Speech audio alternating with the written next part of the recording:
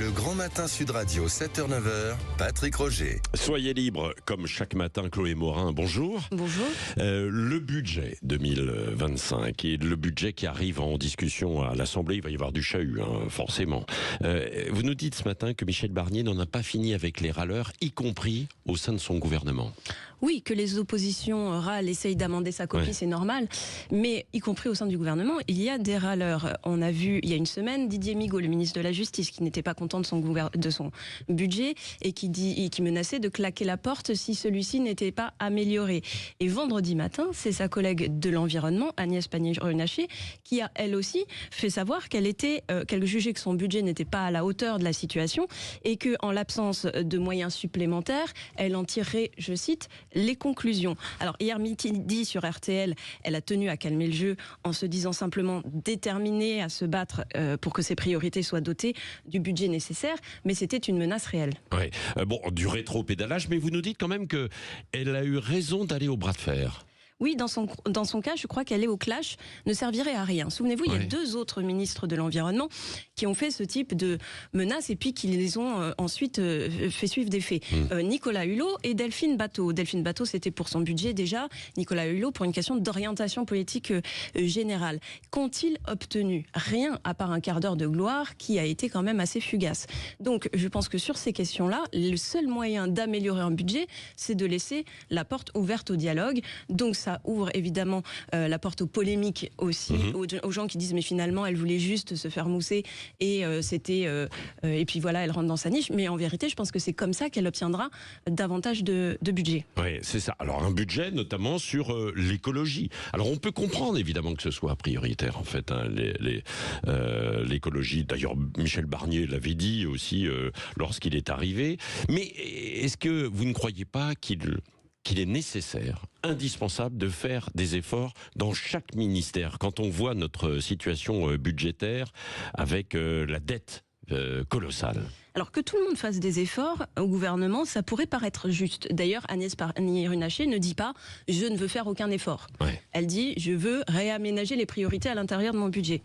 Mais en réalité, dire que le ministère de l'écologie devrait faire strictement autant d'efforts que le ministère de l'Intérieur ou des Transports, ça n'a à mes yeux aucun sens. Pourquoi ?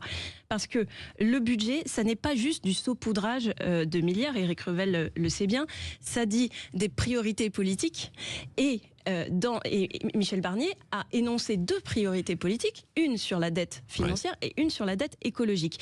Or, en commençant à dire il faut réduire le budget de l'écologie, ce qu'il dit c'est il faut subordonner la priorité écologique à la priorité financière. Et donc, il fait une hiérarchie qui, à mon sens, n'a pas de sens. Parce que, de quoi parlons-nous ici? On parle, pour l'essentiel, de milliards qui sont investis dans la transition écologique, c'est-à-dire pour nous aider à nous débarrasser de nos véhicules polluants, à mieux isoler nos maisons, à nous chauffer avec de l'énergie moins polluante. Donc, dans ces domaines-là, moins d'investissement, c'est forcément ralentir la transition écologique.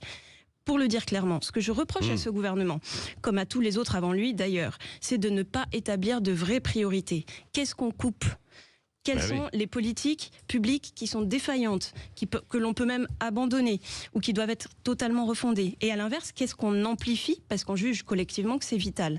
C'est faute, à mon sens, de répondre à ce type de questions que nous en sommes là et que notre pays s'enfonce toujours plus dans la crise. Merci Chloé Morin. Éric Revel, que pensez-vous de cette démonstration de Chloé Morin? C'est bien vu, c'est bien vu. En fait, dans ce pays, si je synthétisais, on confond fonction publique et service public. Fonction publique et service public. Parce qu'en fait, il y a un problème d'efficience des services publics en France. C'est pas normal que vous ayez une administration pléthorique dans les services publics hospitaliers, par exemple, alors qu'on manque de médecins, alors qu'on manque de soignants. Mais sur le budget, j'en parlais tout à l'heure, il y a des incohérences, mais énormes. Quand, par exemple, puisque c'est lui qui a lancé l'idée, Jean-Paul Mattei, le MoDem, fait voter en commission des finances un amendement pour fiscaliser l'assurance vie. Est-ce que ce député sait, par exemple, que l'assurance vie finance la dette de l'État, finance la transition écologique, finance les entreprises? Donc en réalité, quand vous voulez faire rendre gorge aux Français sur l'épargne qui s'appelle l'assurance vie, vous mettez en danger 25% de la dette souveraine française, Ouais. Vous mettez en danger une partie du financement de la transition écologique dont vient de parler Chloé. Donc ces amoncellements, si vous voulez, pour moi, sans queue ni tête, d'amendements qui partent dans tous les sens. Enfin, j'emploie le mot, pardonnez-moi, c'est un bordel incroyable. Ouais. Donc, est-ce qu'il faudrait revoir un peu les choses sur la manière de préparer un budget, le budget du gouvernement, de l'État, pour se dire, là, vraiment, il y a des priorités. Alors, c'est ce qu'ils font, plus ou moins, mais sauf qu'après, il y a du tirage, quoi. Chacun défend son jardin, si je puis dire. Alors là, on est dans une situation particulière parce que Michel Barnier a eu très très peu de temps pour préparer son budget. Bah, oui. En vérité, c'est un budget qui a largement été préparé par ses prédécesseurs. Le processus, quand même, administratif, ça met 1 an pour préparer un budget. Donc c'est pas évident de mettre un grand coup de barre juste dans les 15, après, en 15 jours, dans 3 15 semaines. jours. En plus, il n'a pas la majorité, donc il est obligé de laisser la main aux parlementaires pour discuter chacune de ses propositions. Mais en vérité, oui, je pense qu'on discute mal et on prépare mal les budgets en France depuis des années et on les discute mal. Et il y avait l'idée chez Emmanuel Macron en 2017, cette idée de refonder un certain nombre de services publics, en tout cas de réfléchir à ce problème-là à la racine. Qu'est-ce que l'État doit faire? Qu'est-ce qu'il ne doit plus faire? Et en fait, ce projet-là, qui avait été fait l'objet de commissions, a été abandonné très vite. Et c'est ça, moi, que je reproche aux responsables politiques aujourd'hui, c'est que sur des sujets aussi importants, on ait des réflexions qui sont pas à la hauteur, en vérité. Oui. On est sur du court terme. Très court terme. Aujourd'hui, Éric Revel. Bah oui, on est sur du court terme pour boucher les trous. On est sur du court terme. Je veux dire, on est un pays essoufflé. Ouais. On est un pays qui est essoufflé à force de courir dans tous les sens. Mais sur l'efficacité de la dépense publique, vous savez, il y a des pays qui sont pas des pays ultra libéraux. Je pense au Canada, qui ont décidé de faire la part des choses entre ce qui relevait du régalien et ce qui ne relevait pas du régalien.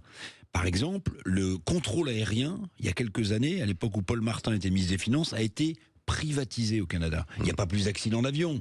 Bon, ce que je veux dire, c'est que il faut qu'une fois pour toutes, mais il faut de l'assise politique à l'Assemblée, Chloé a raison, et de la volonté politique, il faut qu'une fois pour toutes, on se pose la question de savoir ce qui doit rester dans la sphère publique, l'hôpital, l'armée, la police, la gendarmerie, bon voilà, et ce qui pourrait être délégué en partie ou totalement au privé.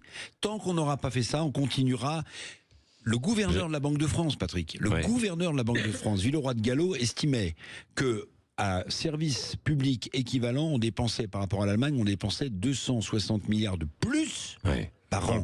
Bon, alors écoutez, on peut plus. Chloé Morin, vous êtes d'accord avec ça? Vous êtes de sensibilité de gauche, donc ça ne doit pas forcément vous parler, c'est ce que dit Éric Revel. Non? Excusez-moi. Moi, ça vous fait tousser, en tout cas. Ça me fait tousser. Non, mais alors, moi, je suis pas. Je pense que la gauche s'interdit de réfléchir à la question des services publics justement à cause de ça. Parce qu'elle se dit, si on commence à réfléchir, ça veut dire qu'on va devoir supprimer des postes ou supprimer des moyens. Je pense qu'il y a une manière intelligente et de gauche de réfléchir à la question, c'est comment on réalloue les moyens. Est-ce que l'hôpital au XXIe siècle doit ressembler à l'hôpital au XXe siècle? Pas nécessairement, les technologies ont changé, il y a plein de choses qui ont changé.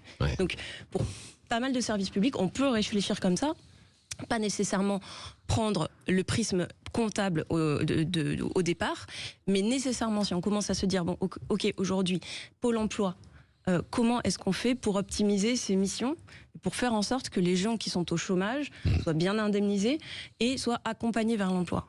Ça, typiquement, c'est quelque chose qui n'induit pas nécessairement de supprimer des agents, mais qui peut induire des économies. Ça a déjà changé parce que Pôle emploi, enfin à la base c'était la NPE, etc., qui était chargée de placer plutôt les gens pour retrouver du travail. Aujourd'hui, c'est tout le privé qui s'en charge. C'est pas Pôle emploi en fait. Pôle emploi, ils sont là pour bah non, il est là pour les indemnisations et c'est le privé aujourd'hui sur le recrutement. Ils sont là sur l'indemnisation et en général, quand vous inscrivez à Pôle emploi, vous mettez des mois pour être indemnisé.